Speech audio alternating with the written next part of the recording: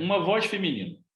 Isabel Stewart, a nossa convidada de hoje, tem uma voz doce, o sorriso fácil, mas não se engane. A voz feminina que projeta é de uma mulher de temperamento e opiniões fortes. Confesso que fiquei um pouco amedrontado quando a conheci pessoalmente. Foi há quase 25 anos e Isabel apareceu-me como uma jornalista que liderava a maior revista de Portugal e que sabia muito bem o que queria. Isabel de Touro, eu sou carneiro, pensei, vamos andar às cabeçadas. Mas não andamos. Trabalhamos muito bem em equipa e ao longo dos anos colaboramos em diversos e diferentes projetos e formatos. Já fiz campanhas com e para a Isabel, já escrevi para publicações que ela dirigiu e há alguns anos dividimos, enquanto cronistas, espaço no Jornal de Negócios. Ela costuma ser vizinha da minha página. Na última década e meia, Isabel despontou também como escritora de best-sellers históricos. De rainha em rainha, vai traçando o caminho para onde trilhou a mulher portuguesa. Uma coisa que sempre me impressionou na Isabel é que ela fala o que pensa e escreve o que fala. Ler um texto dela é como ouvir uma parte numa conversa sua. Isso é bom. Isso me leva à primeira pergunta. Como é que anda a voz feminina da nossa sociedade? Ela anda a ser ouvida o suficiente? Primeiro, muito obrigada, e ainda bem que realmente um carneiro e um touro se deram muito bem. Se Mas é demos raro, muito bem. é raro. Não, não sei se é raro, mas sei que eu acho que de facto as relações, funcionam bem quando admiramos a outra pessoa, e eu de facto sempre admirei o teu trabalho, e sobretudo eu acho que aquilo que tu disseste, de eu saber muito bem o que queria, acho que quando e na Notícias Magazine era uma luta, não é? Porque havia muitos homens e Só muita homens praticamente, né? exatamente, só homens, e era preciso de facto saber-se o que queria, sobretudo com uma revista que entrava em 2 jornais e portanto, uns queriam que fosse de uma maneira e outros queriam que fosse de outra, portanto, a pessoa tinha que encontrar ali o equilíbrio e ser determinada, senão aquilo acabava por não ser nada, não era nem de uns nem de outros, e nesse sentido eu acho que sempre tive essa característica e acho que se calhar muitas mulheres têm, que é, quando me ouviam, quando me escutavam e quando me davam boas razões para um não ou para um sim, aí eu cedo muito rapidamente.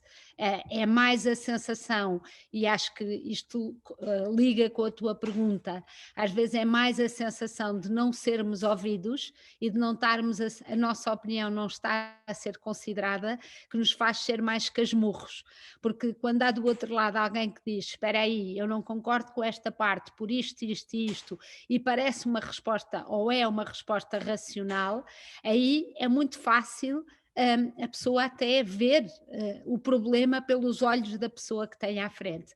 Se nos dizem: "Lá estás tu a querer tudo, chegou aqui a mulher ela quer que seja como ela quer", e se não há abertura, eu acho que aí realmente nós estamos, aí o touro põe os põe os chifres, e de facto se calhar seja carneiro, seja quem for do outro lado, está habituado a perceber que vai ter que marrar para conseguir chegar onde quer.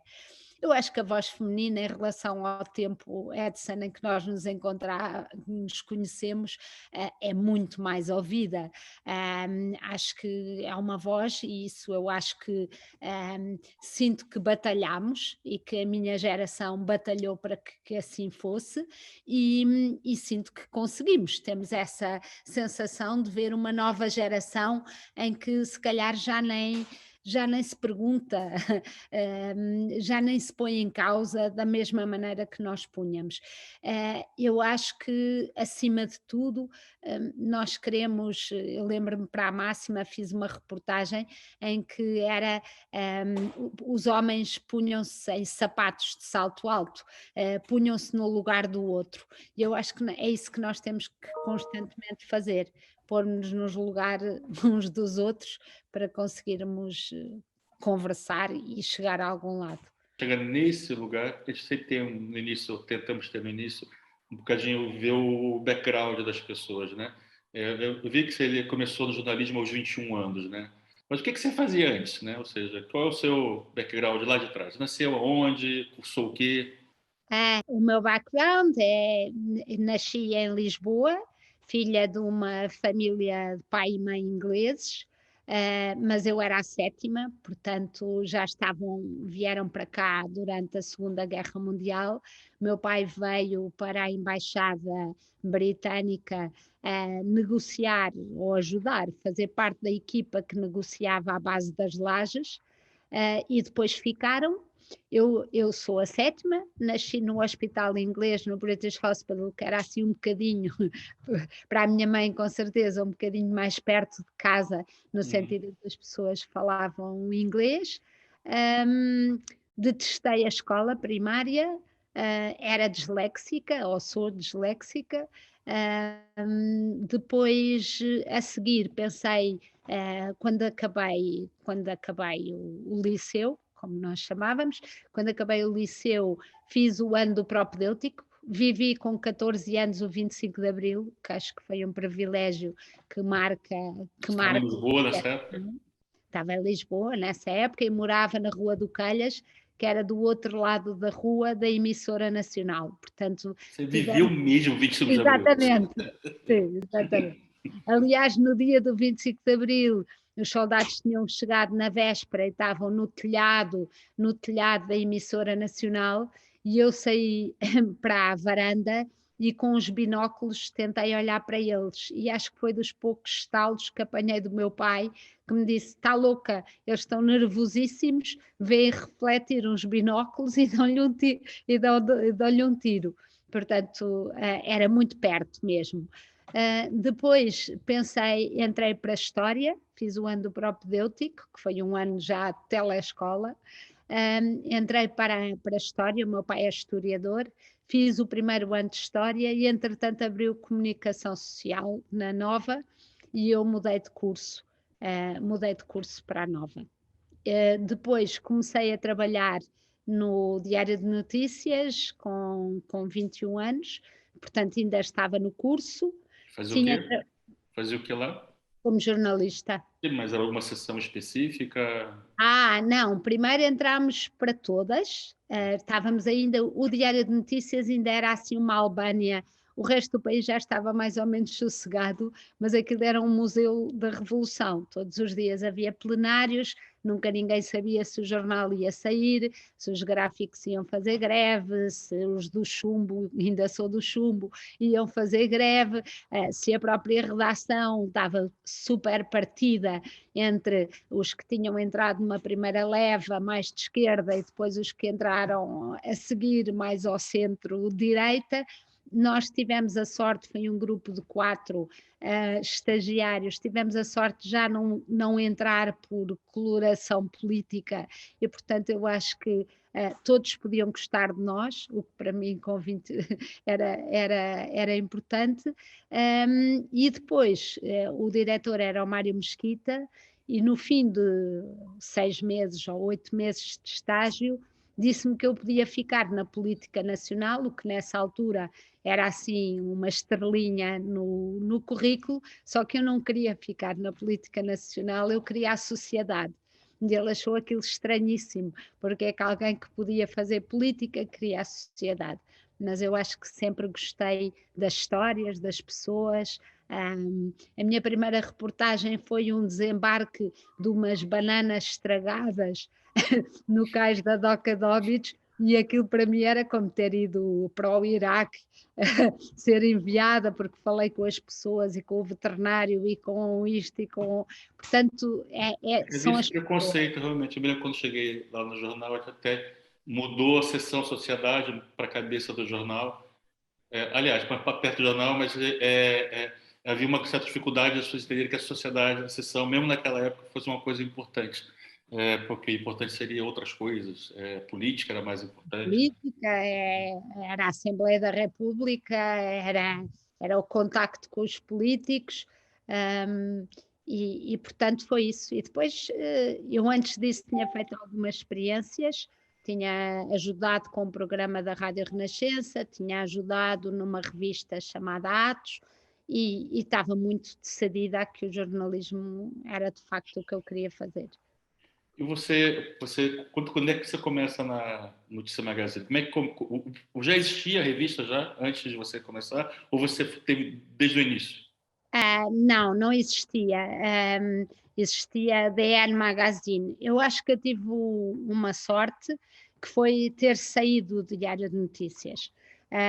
Ou seja, quando eu já tinha 2 filhos pequenos, o ritmo do jornal diário era quase impossível e eu recebi um convite para a EL. Foi aquele ano de glória que tu te lembras, que começou a EL, a Máxima e a Marie Sim, Claire sim, sim. no mesmo ano. A publicidade estava ao rubro, as revistas tinham esta grossura. Muito dinheiro, caía dinheiro pelas Exatamente. paredes, Oh, carros, e perfumes, e exatamente, hidratantes, e roupas, e tudo, na verdade. exatamente, tudo. E portanto eu fui para a EL.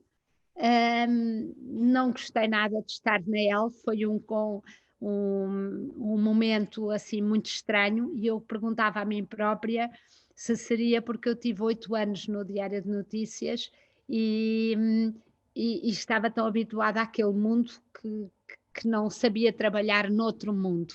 Depois percebi que não, eu acho que aquilo era mesmo uma equipa um bocadinho estranha, era aquela fase em que chegavam todos de t-shirts pretas. E o porteiro da casa onde era a EL perguntava-me porquê que estes senhores estão todos de luto. E eu dizia, não estão de luto, senhor Manel, não estão de luto, isto é mesmo assim, não se preocupe. É moda, E é moda. portanto, uma mulher com 2 filhos, mesmo no meio de outras mulheres, que não podia estar no bairro Alto a noite toda, era um clima não muito agradável. Aí a Maria Elisa convidou-me para a Marie Claire e eu mudei para a Marie Claire e aprendi imenso. Acho que a Maria Elisa é de facto uma profissional excelente e a Marie Claire foi uma escola para mim, mesmo no contacto com os ilustradores, com um outro mundo completamente diferente. Por isso é que eu digo que foi uma sorte.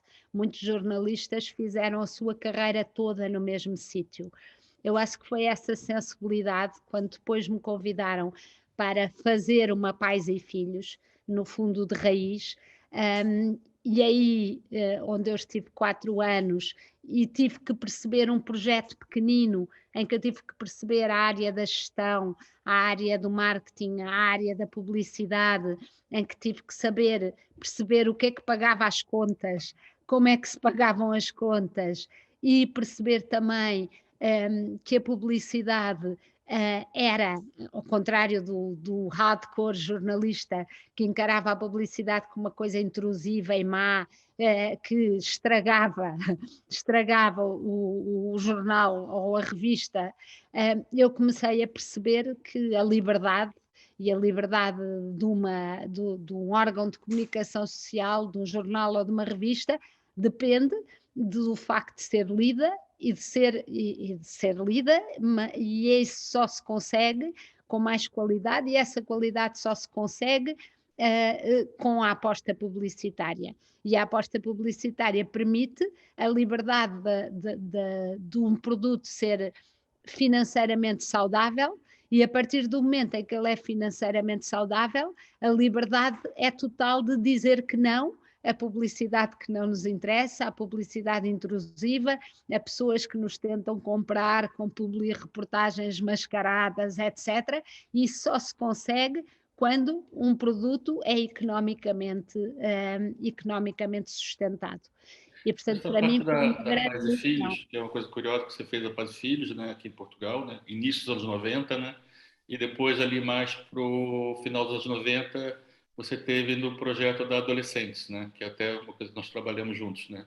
Sim, Você teve esse contato muito grande com as famílias de Portugal e deve ter recebido essas publicações, né, milhares de cartas de famílias a perguntar coisas e você sente saudade desse contato com esse pulsar da sociedade diretamente, que se calhar quando quem está numa revista tem.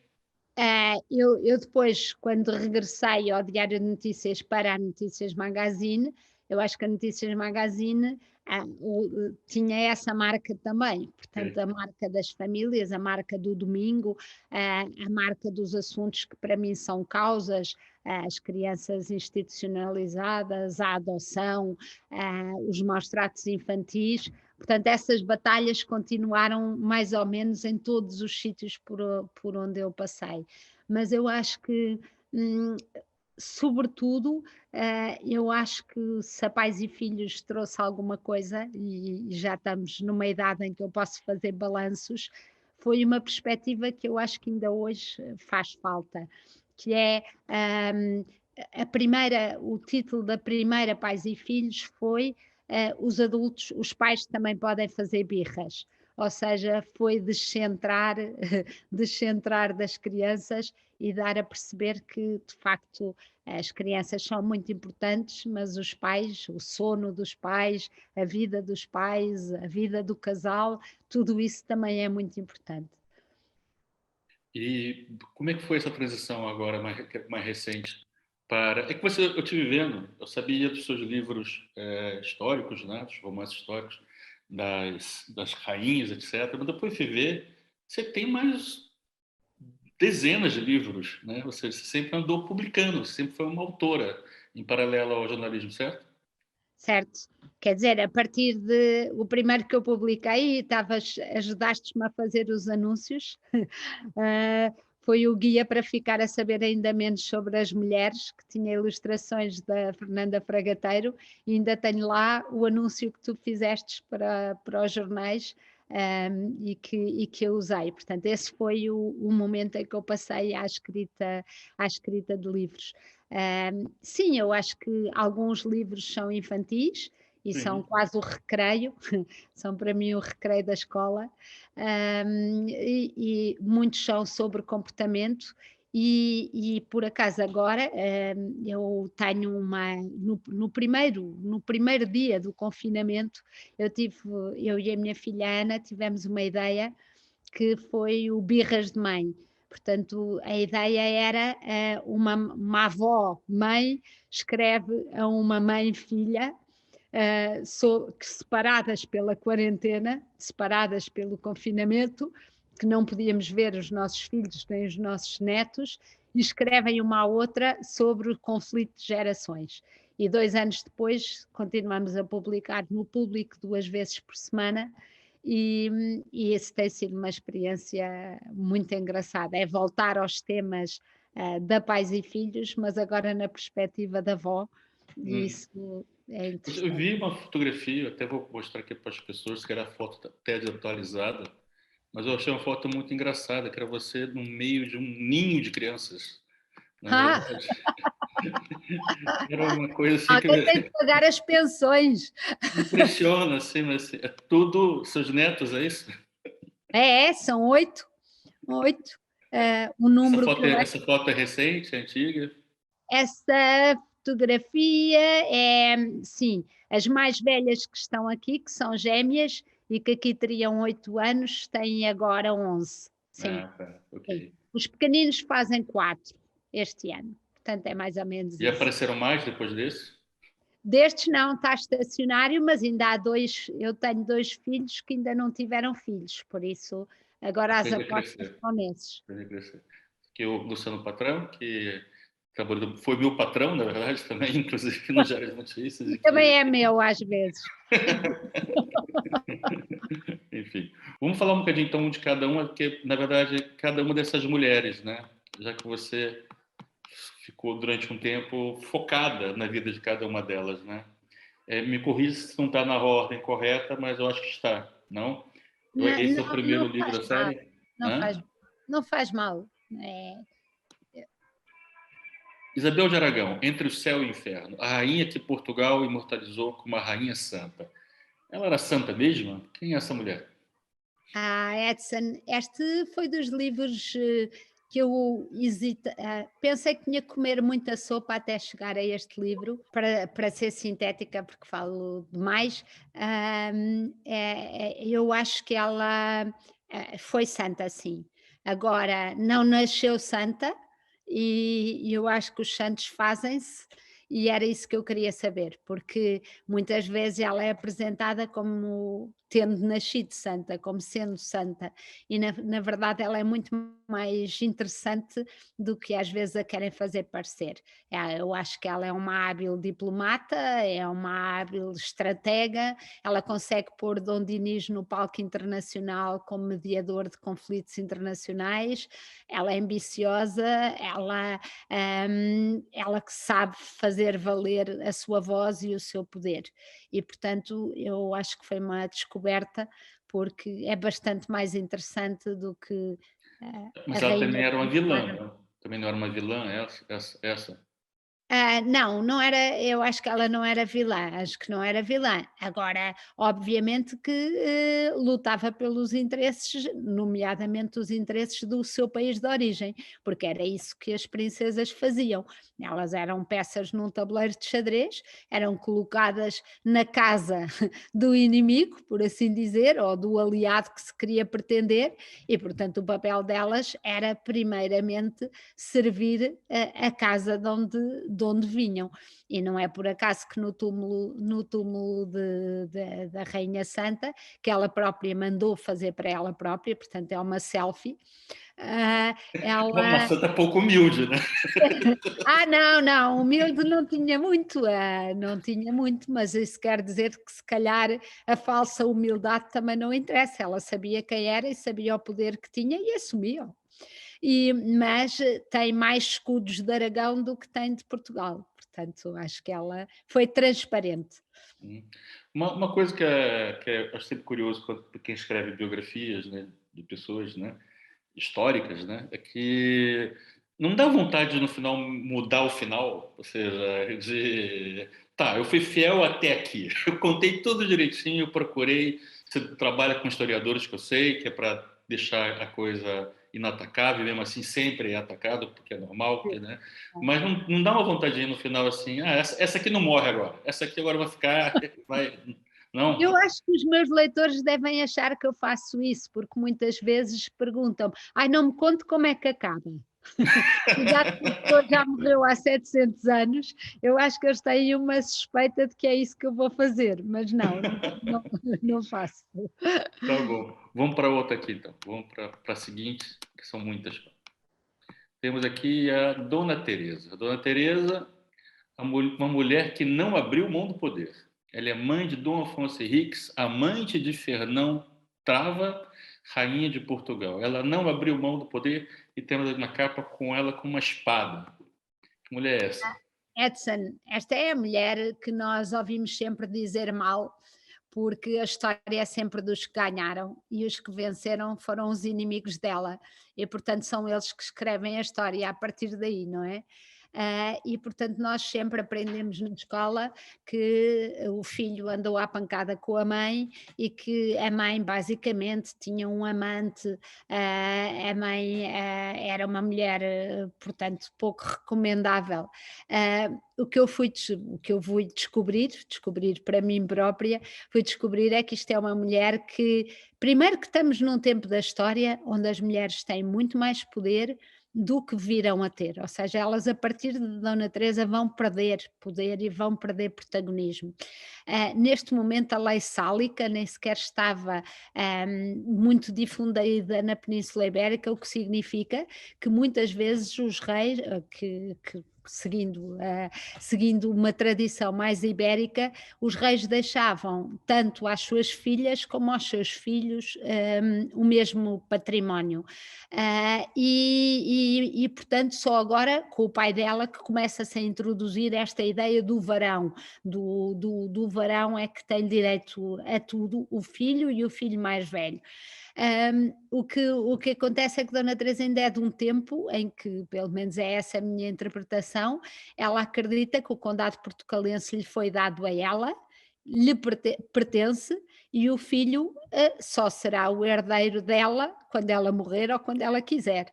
E, portanto, há aqui uma luta de uma mulher que de facto não quer abrir a mão do poder que tem e que ela considera que é um poder legítimo e legitimado.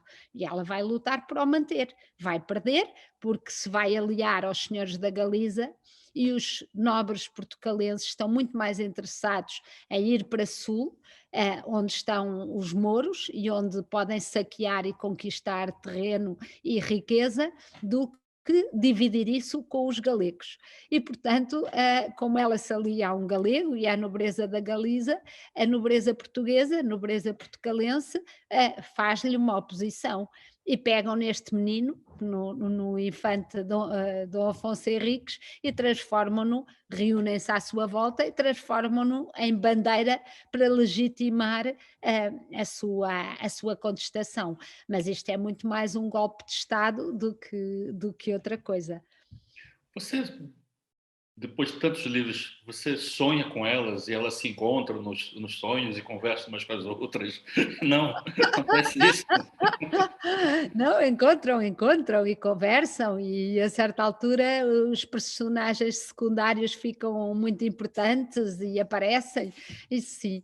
É de tal maneira que eu sinto sempre que acabo uma rainha e entrego, tenho que ir buscar outra família depressa, porque habituei-me a viver com duas famílias, a Também. minha e a dos outros. Que você, no fundo, é quase um exercício de. É como se fosse um livro só, né, de certa maneira. Né?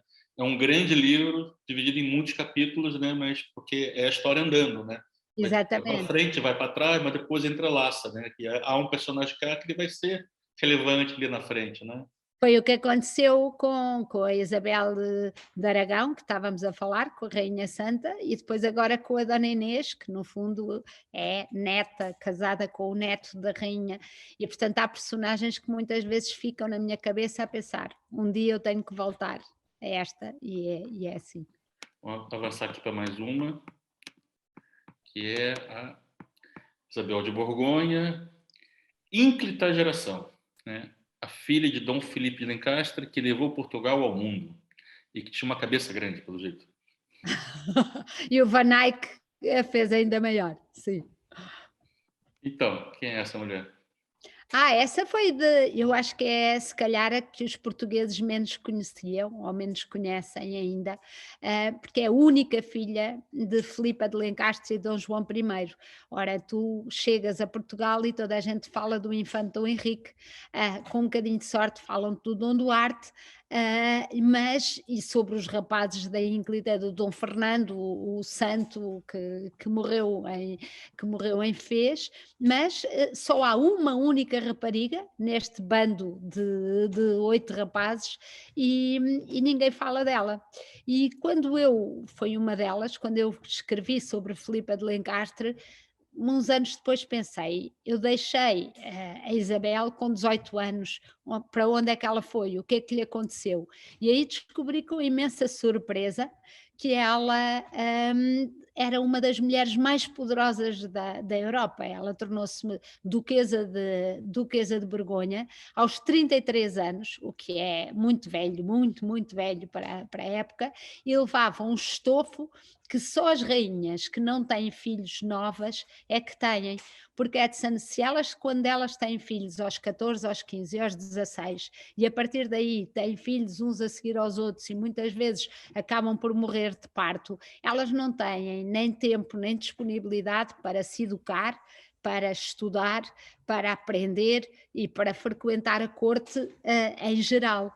E, portanto, estas mulheres que tiveram o privilégio de casar tarde, no fundo, numa idade que hoje é a média da idade do casamento em Portugal, que é aos 33 anos, estas mulheres são de facto um espanto, porque esta mulher chega à Borgonha, descobre este homem mulherengo, que tem um batelão de filhos bastardos, que conseguiu uma dispensa papal para não ir à missa das 8, porque como tem sempre umas noitadas, levantar-se para ir à missa das 8 da manhã era uma dificuldade, portanto consegue uma dispensa papal para poder ir à missa mais tarde, e que não está assim muito interessado, sobretudo na parte financeira.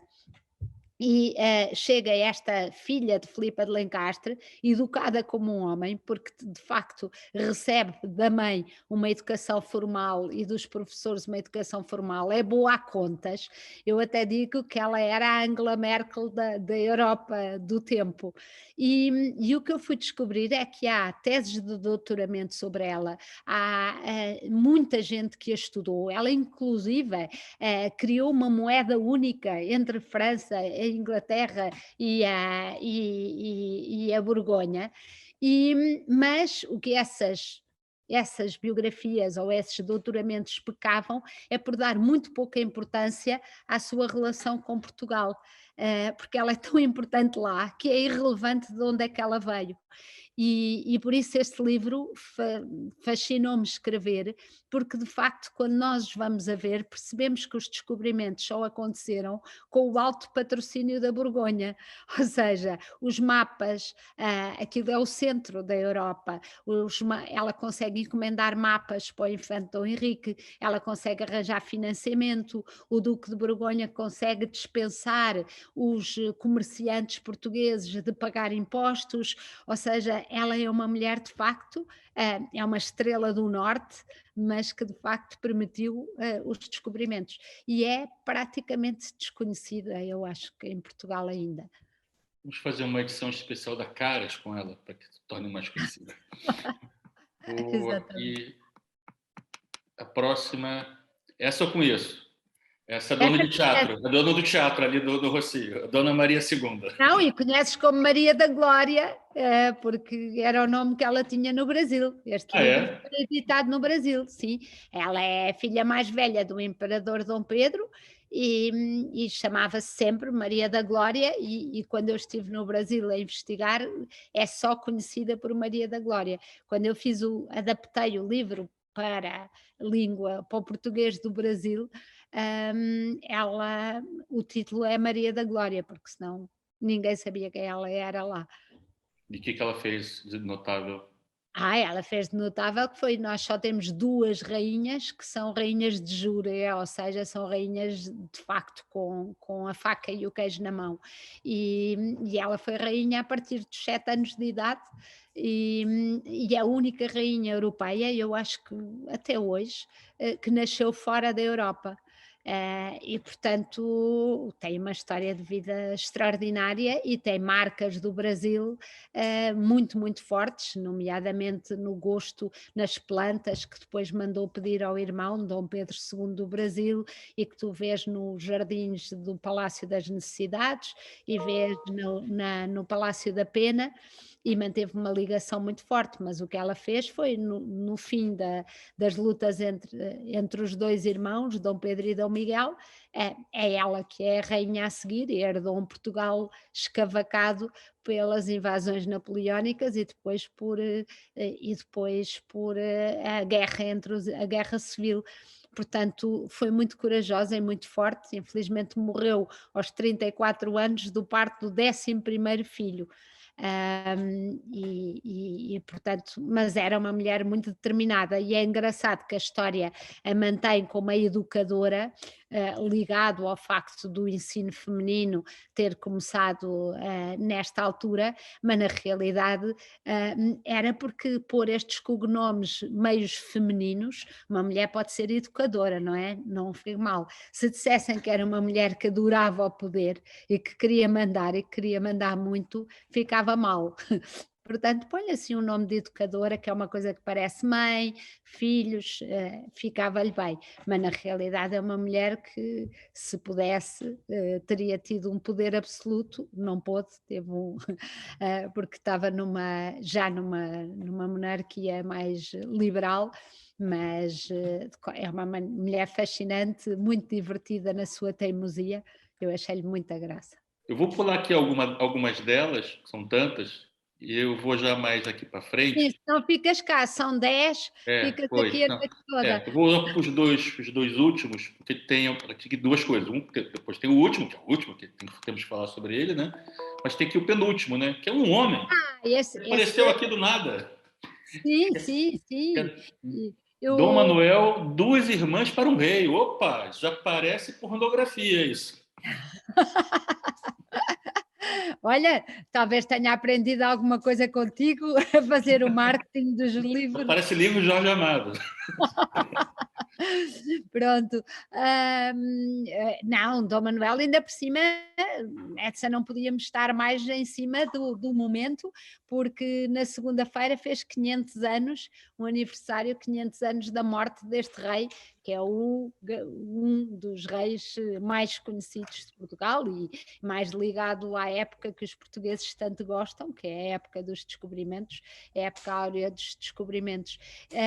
Ele é um homem, é verdade, mas é visto também pelo olhar das duas mulheres, primeiro uma e depois outra. Não São duas se narradoras, é isso? Você narra primeiro a visão de uma irmã e depois a visão da outra irmã, é isso? Sim, vai intercalando entre a visão dele e a visão da respectiva mulher. São as duas filhas, duas irmãs, e são as duas filhas da Isabel, dos Reis Católicos. E, portanto, é fascinante. Nós não, nem. Uma é a mulher e outra cunhada, é isso? Não, uma é a primeira mulher e outra é a segunda mulher, porque a primeira morre. Primeiro. Ou contou spoiler! Spoiler! A primeira morre. Spoiler com 500 anos. Spoiler para pessoas que não estudaram história. Exatamente, Ele exatamente. casou ele casou com a cunhada, então, na verdade, né? Ele casou com Casou com a cunhada, sim. a cunhada. Depois ainda vai casar com uma sobrinha, não esquece. Ele era um homem muito ligado à família, né? Exatamente. Ele tinha E, um tipo específico de mulher que ele gostava, né? É daquela família. exatamente, daquela família. Oh, e com o poder que eles tinham, não admira nada. Tá bem.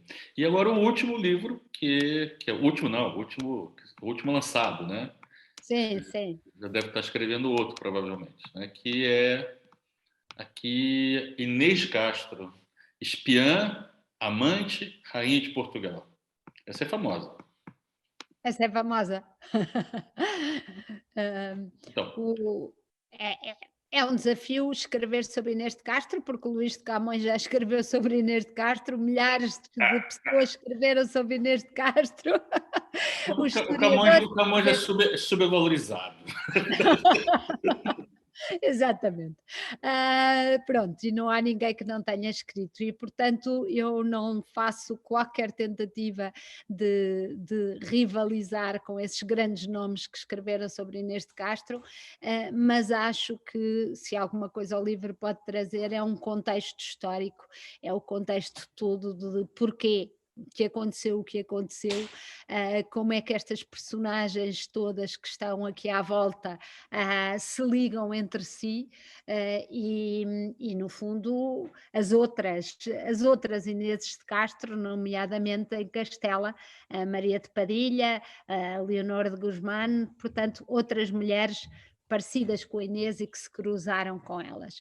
E depois temos a sorte de ter os túmulos de Alcobaça, que são mesmo espetaculares, e a pessoa pode ficar ali horas e horas e horas e pensar que há um rei gago, um rei muito impulsivo, que apesar de tudo conta a sua história não oralmente, porque é muito gago, mas a manda esculpir na pedra e esculpe a sua história em banda desenhada, que são cada uma das edículas em que conta as coisas importantes da sua vida, desde a jogar xadrez com a mulher que gosta, o nascimento dos filhos, e muitos outros detalhes, e portanto traduzir um bocadinho essa banda desenhada para um romance histórico é fascinante.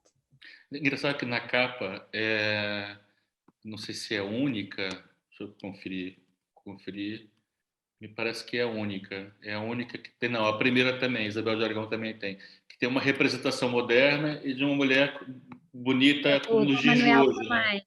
Hã? E o Oi? Dom Manuel também, é uma linha mais cinematográfica e menos, que eu acho que resulta bem, porque eu acho que a história só tem interesse e só é importante, se forem as pessoas de hoje a lê-la, ela só se mantém viva, porque há pessoas interessadas no século XXI nela, e porque, eu acho que o passado tem que ser visto na medida em que ele é relevante para o presente. E eu acho Você que isso conhece esses leitores? Você sabe, eles são mais mulheres, mais conheço homens, mais muito bem, jovens, mais novos? Então, conheço muito, muito bem os leitores, quem são? graças às redes sociais. Mas quem são Ah, o perfil assim, sou o o grande perfil leitor. O perfil é maioritariamente mulheres, embora haja muitos homens. Ah, a idade, para minha grande satisfação, está a diminuir, ou seja, há agora muita gente de 16, 17, 18 anos que lê estes livros, mas diria, se tivéssemos que fazer aqui um público-alvo, o público-alvo terá dos 30 para cima, Uhum. sobretudo mulheres, muito diversificado. É muito, muito engraçado. Há uns tempos eu fui ao cabeleireiro e a senhora, a cabeleireira, que eu não conhecia, não tinha, não conhecia de lado nenhum, foi por acaso, e ela reconheceu-me e teve-me a contar a mim a história toda que ela disse, eu li o seu livro, e teve-me a contar a mim a história da Filipa de Lengastres toda. E portanto, eu acho que isso é uma coisa muito boa, que a história possa chegar às pessoas todas, e que as pessoas, a frase que eu mais ouço é: eu não gostava de história.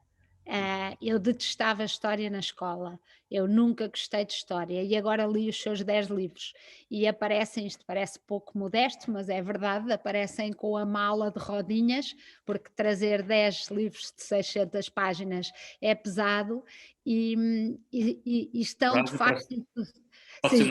assinar. Não, para assinar é um prazer, sinceramente é mesmo. E muitas pessoas, a partir da bibliografia, foram descobrir mais, a partir dos roteiros históricos que eu tenho feito, foram descobrir os sítios, e isso dá-me uma grande satisfação. Eu vi que você já vendeu mais de 300 mil exemplares, pelo menos é Sim. uma conta já antiga, talvez já tenha chegado aos Não, 350. não, sim, sim. Já deu para ficar rica já com os livros? Não, é dizer, no outro dia, e porque falámos aqui do Luciano, no outro dia eu fui com ele ao supermercado e supostamente tinha metade das compras do supermercado, tínhamos dividido a lista a meio. E ele já estava na caixa e eu tinha encontrado, passado num grande hipermercado, tinha passado na parte dos livros para ver se os meus livros lá estavam, e uma senhora reconheceu-me e o marido e pediram-me para ficar lá e compraram 2 livros para eu os assinar dentro do hipermercado. E quando eu cheguei ao pé do Luciano e sem a minha parte feita, sem as minhas compras feitas, disse-lhe: Olha, desculpa, mas este casal apareceu e queria conversar e comprou 2 livros. E ele olhou para mim com ar de coisa e diz assim: desconta 2 € na conta.